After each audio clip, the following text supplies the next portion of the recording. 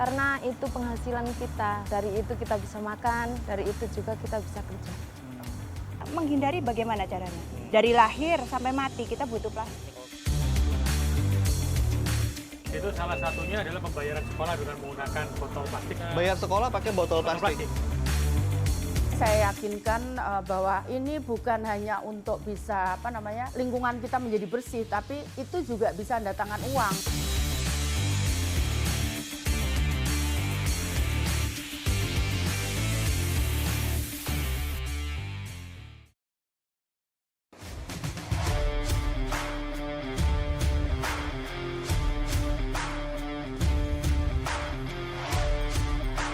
Polemik sampah plastik memang semakin menarik.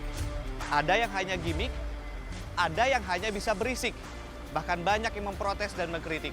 Namun hanya sedikit yang mampu menghadirkan solusi yang holistik. Di sisi lain, jutaan pemulung menggantungkan hidupnya pada sampah plastik. Bahkan perusahaan pendaur ulang harus repot-repot mengimpor sampah plastik. Padahal banyak investor yang tertarik.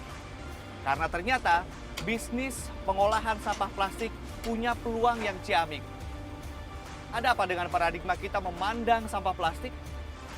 Apa yang salah dengan cara kita mengolah sampah plastik? Saya ada di Surabaya, Jawa Timur, yang memiliki kemampuan untuk mengolah sampah plastik dengan cara yang unik dan holistik.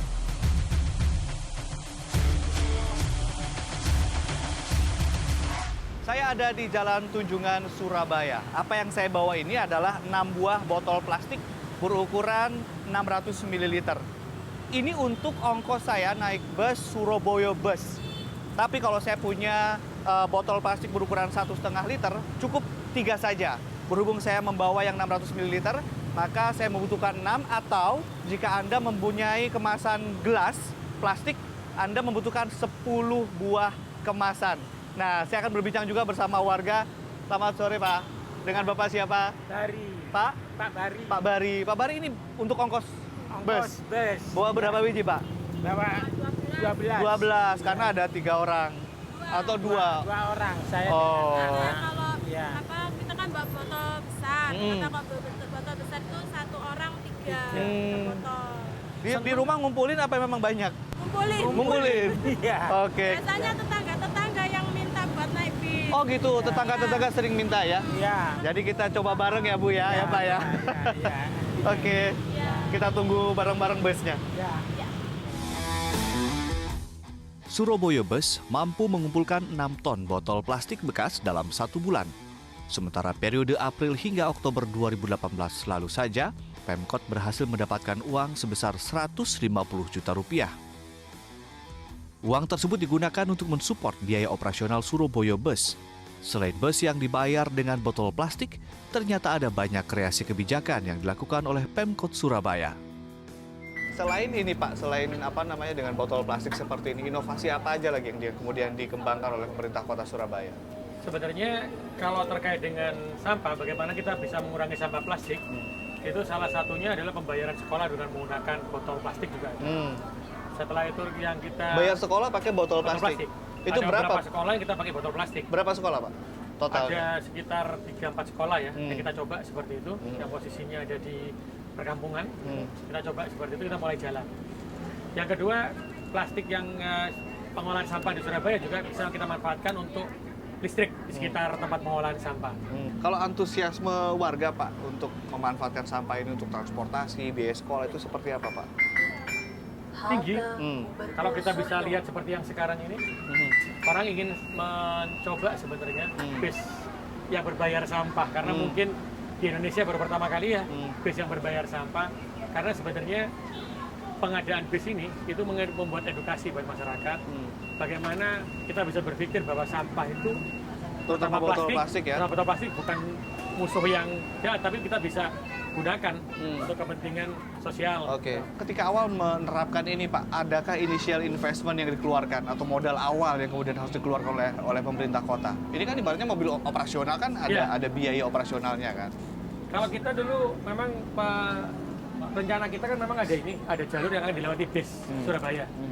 Tetapi pada waktu sudah kita beli bis ini, bagaimana cara membayarnya? Apakah mau plat kuning atau plat merah? Ini kan masih merah. bukan untuk benar-benar untuk keuntungan ya, kapal merah, sehingga cara bayarnya seperti apa? Mengedukasi masyarakat cara bayarnya pakai botol plastik. Bagaimana sekarang pemerintah memberikan solusi ketika plastik itu masuk tapi tidak menakutkan buat kita. Penyerapan daur ulang botol plastik di Surabaya terbilang komprehensif dan holistik. Ada 500 bank sampah yang tersebar di Surabaya dan pada tahun ini akan ditambah lagi 1.000 bank sampah. Salah satunya adalah bank sampah di Kampung Lawas Maspati, Kelurahan Bungkutan. Rata-rata bank sampah ini bisa mengumpulkan 10 kg botol plastik per bulannya, di mana hasil penjualan botol dijadikan tabungan masyarakat yang dikelola secara swadaya. Tidak hanya itu, kini 1.306 RW dari total 1.360 RW di Surabaya sedang merintis konsep Surabaya Smart City, yang salah satu syaratnya adalah bank sampah. Saya yakinkan bahwa ini bukan hanya untuk bisa lingkungan kita menjadi bersih, tapi itu juga bisa mendatangkan uang.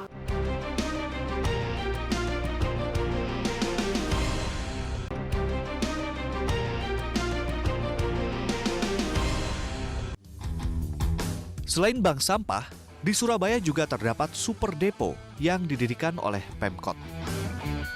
Ya, di sini sampah-sampah itu akan dilakukan proses pemilahan, di mana akan diambil sampah plastik yang memiliki nilai ekonomi tinggi. Seperti sampah plastik berwarna putih ini memiliki nilai sekitar Rp300 per kilogram. Dan sampah plastik berwarna ini bernilai sekitar Rp250 per kilogram. Lalu kemudian juga akan dipilah sampah-sampah botol plastik seperti ini, di mana botol plastik akan dipilah lagi karena memiliki nilai ekonomi yang berbeda-beda satu dengan yang lain. Lalu sampah-sampah plastik yang merupakan residu dan tidak memiliki nilai ekonomi dibiarkan mengalir ke sebelah sini dan akan dipilah lagi, di mana sampah plastik akan dimasukkan ke TPA nantinya dan sampah organik dibiarkan naik ke atas masuk ke mesin pencacah. Dan sampah organik ini nanti akan diolah menjadi pupuk kompos di tempat yang lain. Harga sampah-sampah di sini memang lebih rendah dibandingkan dengan pasaran karena memang tugas dari pemerintah kota membangun ini bukan untuk profit oriented, melainkan lebih kepada menjalankan amanah Undang-Undang Nomor 18 Tahun 2008 tentang pengolahan sampah, di mana pengolahan sampah harus dilakukan di hulu. Seperti ini. Ini tentunya merupakan contoh yang baik bagi pemerintah daerah yang lain. Sampah dan botol plastik yang diserap mulai dari hulu ini mengakibatkan penurunan jumlah sampah yang dibuang ke TPA. Dari biasanya sekitar 3.000 ton menjadi hanya sekitar 1.000-an ton saja. Penyerapan tidak berhenti di hulu, karena di sini, di hilir, para pemulung diberi ruang untuk memungut sampah plastik yang memiliki nilai ekonomi. Salah satunya adalah Ibu Ita. Ia menjadi pemulung setelah berbagai usaha makanan yang ia rintis bangkrut. Jadi biasanya sehari bisa ngumpulin berapa kilo, Bu? Nggak tentu, kadang bisa 180, 160. 160 kilo Iya, sehari. sehari. Itu dalam sehari biasanya dengan sekitar jumlah itu berapa dapat uang, Bu? 200, itu 200. dua orang. Iya. Itu 2 orang, Iya. 200.000. Ibu ada anak, Bu? Ada Ada. Berapa, Bu? 2, 2 orang. iya. Sekolah? Sekolah, Biaya sekolah berapa, Bu? 500 per bulan. 500 per bulan. Iya. Itu per satu orang atau Satu per orang. Bu, kalau nanti suatu saat tiba-tiba botol plastik dilarang sama sekali, Ibu setuju? Tidak, Kenapa, Bu? karena itu penghasilan kita. Dari itu kita bisa makan, dari itu juga kita bisa kerja. Nah, Ibu memungut botol plastik ini dibawa kemana biasanya? Dijual kemana? Dijual sama bos, Oh, sama pengepul. Iya, Jadi 1 kilo bisa berapa tuh? 1 kilo itu berapa harganya? nggak tentu, kadang 1.050. 1.050, Iya. 1 kilo. 1 Itu kilo. belum dibersihkan. Belum. Terus abis itu Ibu harapannya gimana, Bu? Ini karena banyak orang yang sudah mulai meminta sampah botol plastik ini dihentikan sama sekali. Ya jangan, ya.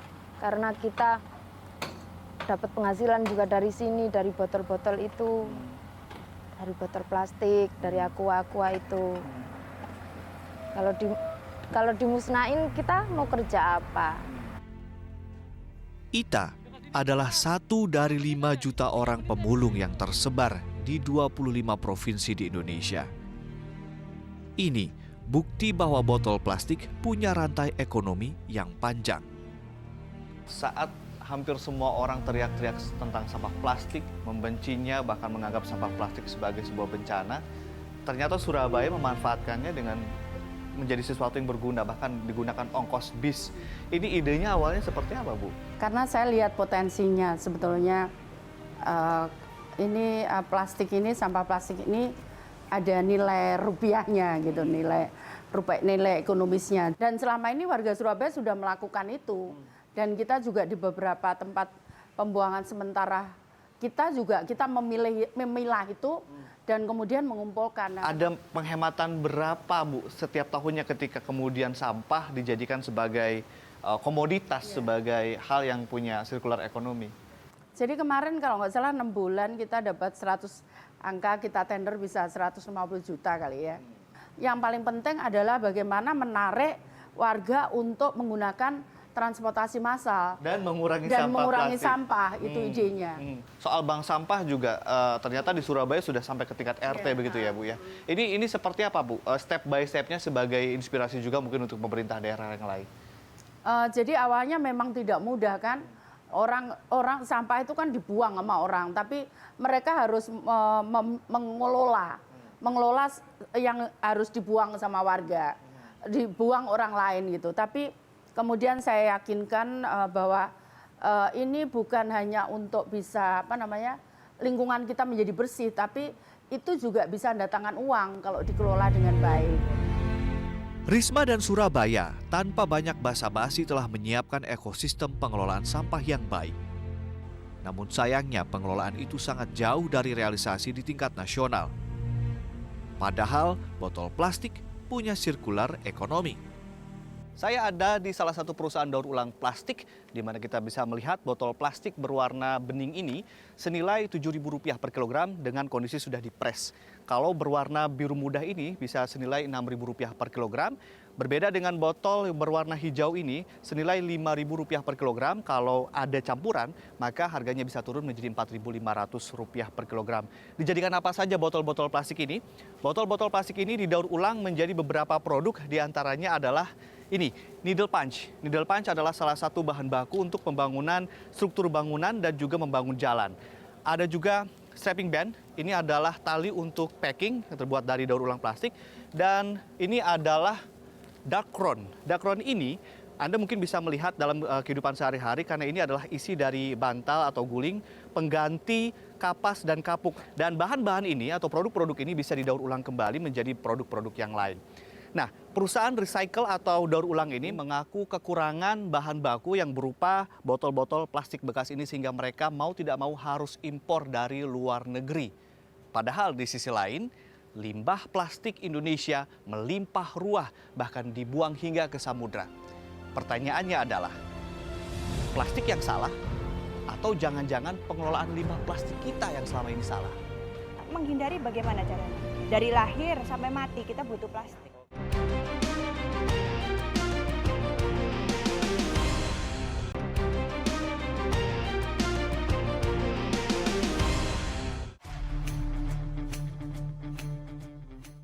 Di luar Surabaya, sampah plastik, terutama botol plastik, sudah menjadi momok yang menakutkan. Kita melihatnya layaknya sebuah bencana. Namun bagi pengusaha daur ulang, sampah plastik sudah barang tentu bukanlah bencana, tetapi justru anugerah. Bagaimana tidak? Pabrik daur ulang ini saja menerima 100 ton botol plastik setiap hari dengan nilai hingga Rp500 juta. Bisa dihitung berapa nilai ekonomi botol plastik dalam sebulan, bahkan setahun. Ya, botol plastik ternyata punya sirkular ekonomi yang sangat tinggi. Data dari Adupi menunjukkan sampah plastik secara keseluruhan terserap daur ulang sebanyak 14-18% saja. Namun botol plastik terserap 70%, sementara kantong plastik kresek 50 hingga 60%. Kalau mau menghindari plastik, sekarang Mas Ade bajunya dari apa? Polyester kan? Itu plastik. Celana, sepatu, arloji, yang pakai kacamata, bahkan barang-barang yang melekat di tubuh saya semuanya dari plastik. Itu tidak bisa dihindari. Dengan kecanggihan teknologi saat ini, dengan kebutuhan masyarakat yang semakin banyak, plastik adalah sesuatu hal yang paling ekonomis. Yang harganya bisa terjangkau, yang bisa didaur ulang, nanti kembali ke sirkular ekonominya lagi. Jadi saya kira menghindari bagaimana caranya. Dari lahir sampai mati kita butuh plastik. Oke. Nah, sisanya nih Bu, kan botol plastik terrecycle 70%. Ya. Plastik kantongan 50-60%. Betul. Artinya ada dalam tanda kutip kebocoran yang kemudian tidak Betul. terrecycle. Ini apa penyebabnya, Bu? Kebocoran ini karena tata kelola sampah kita yang belum sempurna dan perilaku manusia. Jadi kalau misalnya dari penduduk buang sampahnya yang sudah tercampur dengan plastik, organik dan macam-macam ke selokan-selokan atau yang di pesisir pantai buang ke laut, tentunya sulit ya kita untuk memunguti, mengambil kembali. Itu yang menyebabkan banyak sekali kebocoran dan mereka belum tahu bagaimana cara memperlakukan sampah-sampah yang keluar dari rumahnya itu. Jadi selain perilaku, infrastruktur seperti apa, Bu? Infrastruktur juga. Jadi kita belum diajarin. Contoh tempat tong sampah aja di Indonesia, ada yang dibagi menjadi 2, ada yang menjadi 3, ada yang 4, jadi belum ada secara nasional. Kalau peraturan, Bu, undang-undang sudah ada? Undang-undang nomor 18 tahun 2008 sudah ada, tetapi juklaknya juga belum sampai saat ini kita temukan. Bagaimana cara sebenarnya yang harus dilakukan. Kalau undang-undang kan cuman beberapa kata aja ya, tetapi di realiti kehidupan kan banyak. Dari rumah, apa yang harus saya lakukan? Saya harus melakukan apa? Bagaimana cara pemilihan saya? Itu kan harus distandarisasi secara nasional. Oke. Setelah dari situ pun dibawa oleh truk-truk sampah, itu ya jangan dicampur kembali. Jadi yang tadinya 4 beda-beda, ada Iya. plastik, non-plastik, Sampai dibeda-bedakan tapi nyampe di truk, campur lagi.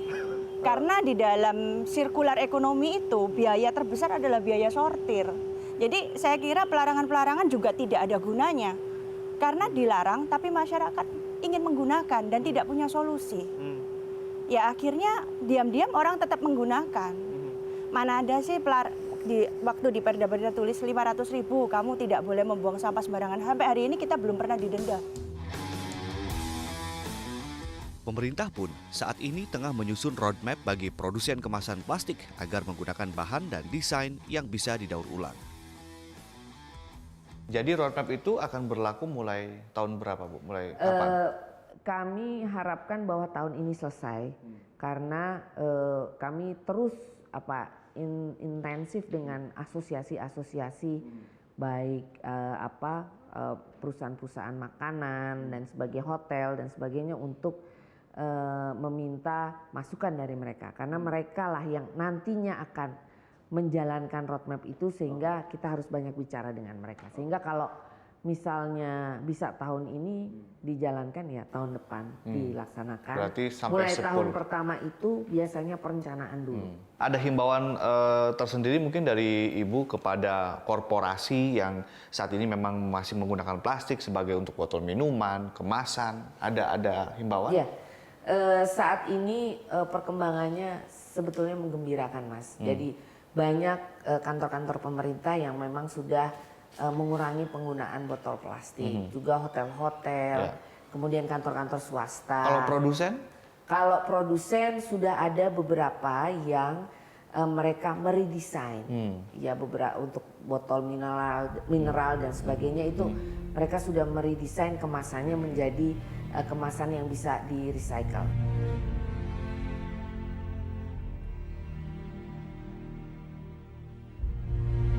Kalau Anda lihat Pak Agus, di Surabaya, Jawa Timur ternyata pengelolaan sampah sudah begitu maju dan melihat sampah bukan sebagai sebuah masalah, tapi sebagai sesuatu yang punya nilai ekonomis. Ya. Ini bisa diterapkan tidak sih oleh semua pemerintah kota di Indonesia? Ya bisa lah, tapi kan kelihatannya sih repot, sebetulnya enggak kalau diterapkan dengan baik. Dan itu bisa digunakan untuk bayar apapun misalnya ya.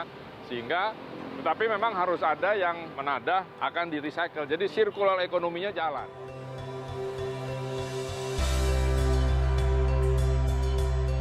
Sebentar lagi, TPA Benowo Jawa Timur akan segera memiliki alat gasifikasi yang bisa memusnahkan sampah plastik dan merubahnya menjadi energi listrik. Bahkan akan diikuti 11 kota lainnya di Indonesia. Begitu juga dengan teknologi yang kini bisa mendaur ulang botol bekas PET menjadi botol PET yang baru, yang salah satunya diterapkan sejak 8 tahun lalu oleh PT Namasindo Plus. Jika diolah dan dikelola dengan benar, plastik akan jadi anugerah. Tapi melarang tanpa solusi hanya timbulkan masalah. Sampai kapan kita teriak sampah sebagai masalah, padahal plastik punya nilai ekonomi yang tidak murah?